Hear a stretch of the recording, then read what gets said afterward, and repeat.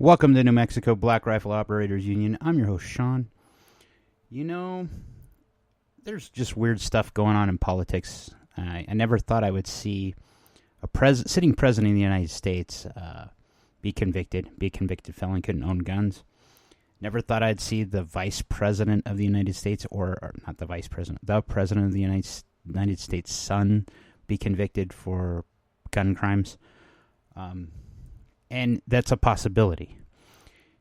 And it goes back to, first I want to thank, before I break off into this little segue of what I was going to talk about, because I'm going to talk about a couple things tonight. I want to thank some of my viewers or listeners to New Mexico Black Rifle Operators Union, and I got one of the biggest compliments I've gotten in a long time, saying I should have a lot more subscribers. Thank you. Understand this is just a hobby for me. I actually do this because I enjoy it, and I'm trying to fight the machine in New Mexico specifically, but nationwide. I'm a big advocate of the 2A. But thank you very much for the compliment. Your kind words did hit home. I did not reply to you on YouTube. If you don't know, I distribute this podcast on all podcasting platforms, so I have more subscribers than I actually think about. I look at my statistics that go through my analytics, and sometimes that's discouraging, sometimes it's not. And I don't really, I want more subscribers. I'd love to have make this a full-time job.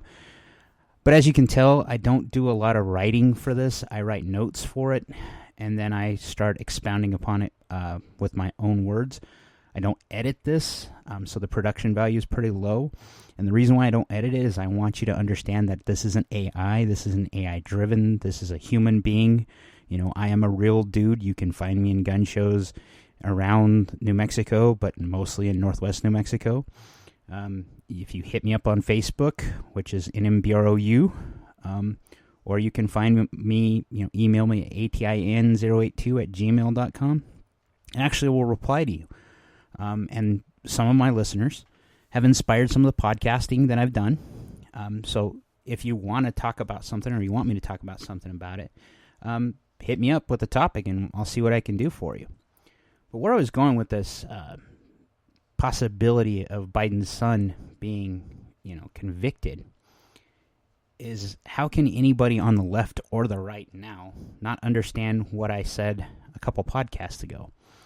Is that if you are, there's a lot of soul searching that has to go here. There's a lot of people that are law and order dudes that are in the 2A world, that if they're a convicted felon, I just saw an interview with someone that said they had a hard time with Trump being convicted felon and voting for him. And it was a Dr. Phil interview, actually. And Dr. Phil's like, well, you need to take a look at yourself and see what really the problem is, because you seem to be more of a problem, because 91% of the people polled said they'd still vote for the man. Now, where I was going with this, though, is that it's not just Trump. It's not just Biden.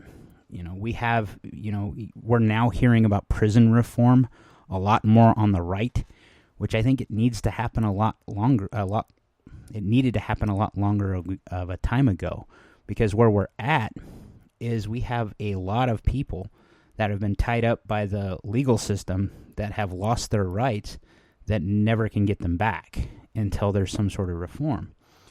I have a couple of friends who made some mistakes when they were younger, that technically can't own guns. They have to, when they go hunting, they have to use a friend's gun, or they hunt with a bow or a muzzleloader. And I understand if that was a violent offender, but these were non-violent offending crimes. I have a very good friend, and she made some mistakes a long time ago, and she got in trouble with a felony for embezzlement type stuff. It's a white-collar crime. And I have a hard time thinking that anyone who has ever had a felony, especially, in my opinion, a non-violent offense, to me, equates to some sort of misdemeanor, not actually a hard cast die-in-the-wool felony. Because to me, felonies are the ones that, hurt someone implicitly so badly that they can't recover. Because usually with white-collar crime, there's just a matter of restitution, and then they're welcomed back into society. at least at some level. They still can't vote because it was a felony. They still can't own firearms because it's a felony. And I have some real hard problems with that. I mean, I've got to know some of these people that have flipped 180 degrees from where they were at when they committed these crimes. And there has to be some sort of, way to get back into society. I don't have one of those problems. I've been one of those guys that has always been, afraid of the law.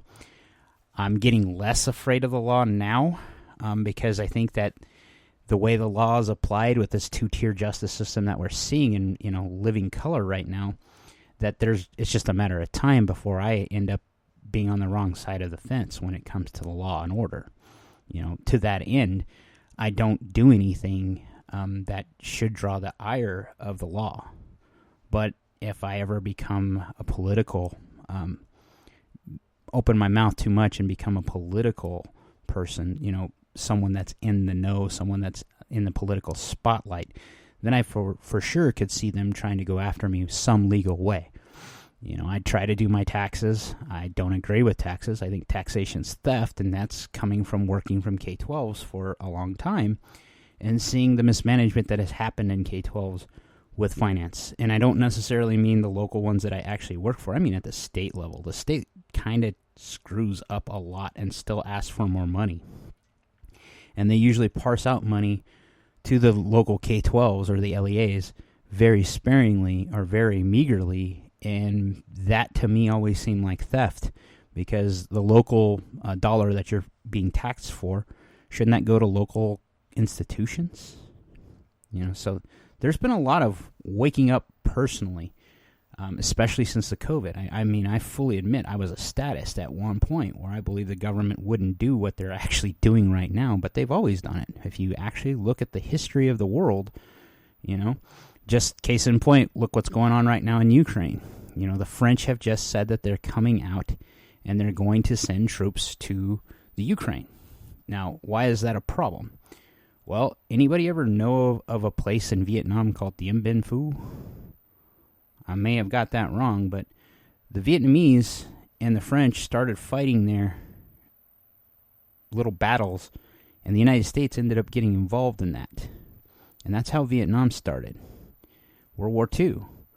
World War II didn't actually kick off until the French rolled in because the Czechs were invaded by the Germans, and the French went in and fought. We're in that weird little place where the French could very well start World War III.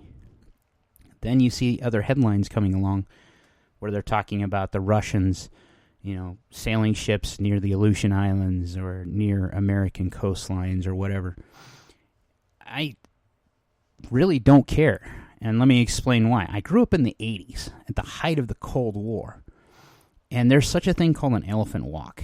And the United States and Russia have been doing this for a long time, where we'll posture and say, hey, dude, we're still a capable military. Don't do this. A couple weeks ago, the United States flew all of our B-2 bombers out to show that we still have giant capabilities with our stealth nuclear deterrent capabilities. We've put carrier battle groups in the South China Sea to tell the Chinese and to tell the Russians, look, hey, that's an elephant walk. I think that the Russians doing what they're doing is no more different than what we've done as the United States. Is we're basically posturing, saying, hey, look, we're capable of doing this. Now, do I actually think the Russians are fully capable of doing what they say they can? Only in the nuclear realm, because we have not seen that to this date in any way being deployed. But looking at what's happened in Ukraine, you can't see what they've done with their weapons and say, hey, we are a parity force. The Russians have been winning battles in Ukraine, but they're doing it in such a way and at such a time that the Ukrainians themselves don't have enough ammunition to fight. And in reality, the United States took over all of Iraq, and then we paid the price for it in blood and soil and tears for years. We took it over in a week or two. If Russia was truly a pure force, they would have already taken Ukraine, and they haven't been able to do that. And that's with the Ukrainians actually standing up and fighting, but we fought Iraqis that were pretty hardcore too. So I don't see the Russian military as a pure force as the United States. I also understand that in peacetime, that has happened since the Afghan wars and the Iraq war, we've started paring down our military and our manufacturing capability, more specifically to support our military, that we're not ready for a war. You know, I also don't think that the United States is going to go hand in glove with NATO, despite what a lot of people think. I think NATO is kind of on their own on this, and they're realizing it, and that's why they're deploying things like the French to fight in Ukraine, or actually support their mission there, because they realized very early on that the Russians could actually invade Europe, and without them standing up to fight for themselves, they're not sure the United States is going to back them. And I think that's actually true, because there's no political will in the United States for another war. The United States have been fighting these wars of attrition in a way of thinking against terror for years. And the United States people, the American people, we're tired of it. You know, there's no appetite for war right now. You hear even myself say, hey, we should go support Israel. When I mean support Israel is give them the ammunition and stuff that we are kind of allocating so they can do their thing. Me personally, I think that October 7th, when the Hamas guys came out, took hostages, raped, pillaged, shot people, if that had happened on American soil, I think we would have crushed them wholeheartedly. So I understand the Israelis' response, because you don't let roaches stick around. You go to the nest and you destroy them. At least that's the American way of doing business. It's how it's always been. That's why we went to Afghanistan, was looking for bin Laden, trying to get at the nest. Little did we know he was in Pakistan. I think that's where it was. Yeah, Pakistan, where he was in a neighboring country, you know, and he was executing his orders via, you know, basically sealed envelopes, whether they're digital or not, to give out orders to his minions. You know, we're in a different world nowadays, and I don't necessarily believe that we should be going out and pushing our will on other people. And, you know, I don't feel like I'm alone in that. Now, the next piece I wanted to cover is kind of inspired by, you know, some friends. I have a friend, his name's Raymond. I go to church with him. And he was talking about his favorite gun caliber before services today. You know, his is .22, long rifle.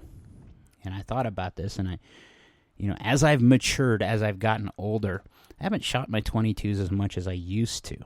It's a cheap thing to get into. It's a cheap way of keeping sharp with your skills.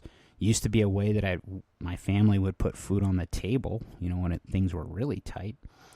But it's something I've gotten away from, and I was thinking about what are the main calibers I have, you know, that I use the most of. And it's a three-way tie for me. And what I mean by this is I have 3 calibers that I stick to, that I have equal number of guns for, but these calibers are the ones that I shoot the most. So entering in the first one would be the 9mm. For self-defense, my primary go-to gun is a 9mm. Whether it's a Glock 19, a Glock 26, a SIG P229, or a Luger. You know, I have a German Luger, 9mm Luger. I would probably pick my Glock 19 or my Glock 26 9 times out of 10. And I train with all of them to some degree. I don't train with the Luger, the P08 Luger, because, well, 8 rounds is not as good as, 15 with my Glock with just a magazine, my Glock 19.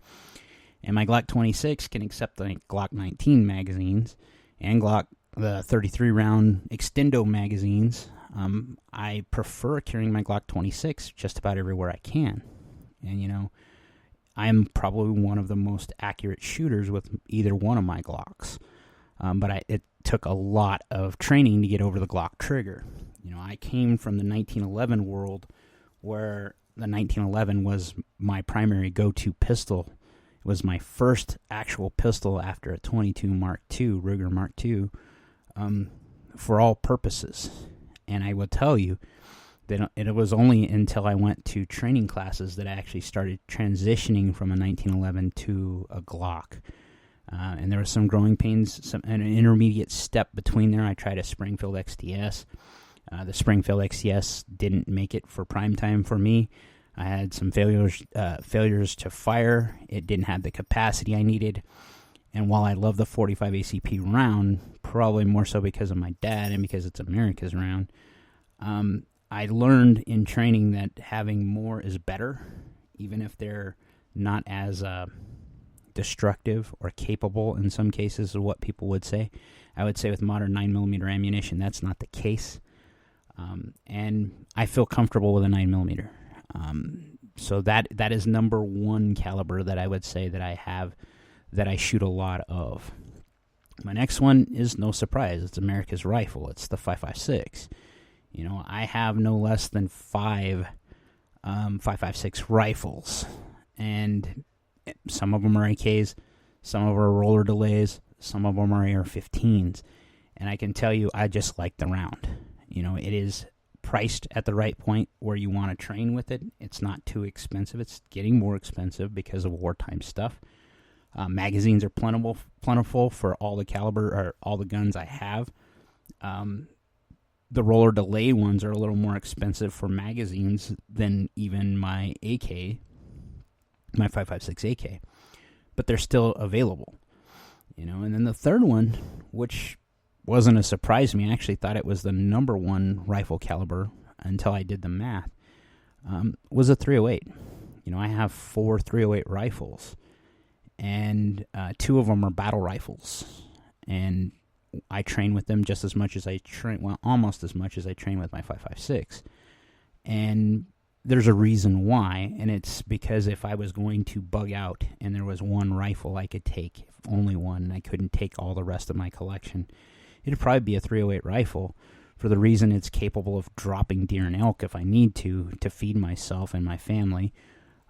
But it's also barrier blind. You're not going to carry as much ammunition with it. But it also depends on what the scenario is, you know. I actually have 2 9mm rifle, PCC rifles, you know, well, not a rifle. One of them is an MP5, which when I can afford it, it will have a tax stamp and it'll be a PCC, but right now it's in a pistol configuration. I'm just waiting for that time where I can actually catch up on the last bit of my bills. That'll be one of the big expenditures I do, is go ahead and register it as a short barrel rifle and turn it from its pistol cap to a stocked version of it, because that's kind of one of those dream guns that I've always wanted since I was a little kid, because I've always liked the SWAT look of the MP5, and having shot MP5s in multiple iterations now, it is the quintessential PCC in my belief, you know. But there comes some expense there. The other one I have is a High Point, and that was for me. It was a test bed to see what I could do with a 9mm PCC, and what I found is that you can do a lot more than what I thought. You know, I understand the cowboy principle of having a pistol caliber rifle now more than I ever did. It makes sense as far as ammunition supply. It makes sense if you were only in an urban industrial type area where you only had a set ammunition supply and you needed something really accurate as it can be for a pistol round, and then you needed one for close in to defend yourself, like your defensive gun. So those are what I was thinking about was talking to Raymond. I was thinking about those calibers. Why are they that way? Well, number one was when I started getting heavily into training. Like when I started taking the 2A4 more than, you know, this is just go fun, this is just a hobby, you know, I am going to actually have to be my own first responder if things hit the fan. And then having lived through something where things hit the fan, and realizing that in very stunning Technicolor that you have to be able to put the holes in the right places, that's when I started getting really serious about training. You know, that's when I took my first pistol class. That's when I got to where I could conceal carry. And then shortly after that, I started looking at what rifle classes I could get to. And the first rifle classes I went to were AR-15 classes. And they teach you how, the manual of arms of the AR-15. And then I adapted that to the Kalashnikov because I have a 5.56 Kalashnikov. And I retook the class asking the instructor if I could take my 5.56 AK and run the same class. And what I learned was I am still faster with an AR-15 because of how the reloads work in an AR-15. It's just easier to deal with than a Kalashnikov. But I'm not that much slower with a 5.56 Kalashnikov. But also understand there's a lot of muscle memory there. That was the first black rifle I ever had, Then, as I progressed, I guess out of boredom with the 5.56, you have enough of them for a while. You shoot them enough, there's not enough, there's no recoil, really. And then realizing that at about 450, 500 yards is about the end of the 5.56 tail. You can get area effect, so you can keep heads down, and you can hit if you keep putting enough rounds in the area. I want something that would hit a little, make sure that it had the capacity to hit and put something down at those ranges. That's when I started looking at hunting calibers. And then I started looking more at battle rifles. And the first one I thought about was the AR-10. But there is no standard AR-10 pattern. There is now. But when this first started happening in my life, there was no set AR-10. Magazines were kind of proprietary. Parts are still proprietary for the AR-10. You have to do a lot of research to make sure that the bolt face or the bolt itself will interchange if you're swapping between manufacturing pieces. And that led me down the path towards a FAL. I wanted a FAL. I've always liked the FAL, the FAL, The problem is that expense was there. And the first one I could get my hands on that was a 308, which looked just enough like what I actually wanted, which was a roller-delayed, HK91 style rifle, was a SETME. And I trained with it for a while until I could afford getting my first PTR. And is it different than the SETME? Not by a lot. Less than 5% of it's really different. But one thing that is dramatically different, that does make a difference is your sight picture. German sights, diopter sights, are infinitely better than the flip-around thing that the SETME has for a rear sight. And if you know how to use them and you know how to actually set them and you know how to zero them specifically for the distances involved, it becomes a force multiplier. And, of course, about this time is when I realized that my eyesight, being, 40 years old at the time, or 42-ish, wasn't what it once was, that optics are a thing. Then you start looking at, wow, the HK91 is the worst optics host you could possibly think of. The recoil is kind of harsh for the caliber.